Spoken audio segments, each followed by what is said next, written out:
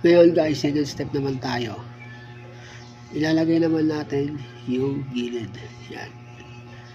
Gilid ng cross. Lalagyan natin lahat yan. Hanapin natin sila yan. Hanapin natin yan. Yan. Green, orange.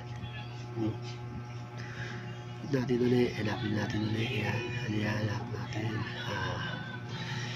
Red, blue. Red, blue. Ayun na yan. Blue, orange. Tapos red, blue.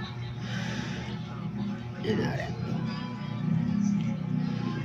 Kumpletuhin muna natin yan. Yan. Ang second step natin. Mga gilid ng cross. Yan. Yan na. Tapos na yung pinaka-gilid. Kumpleto na siya. Yan ang second step, diba? Madali lang. Tayo na lang natin yung third step.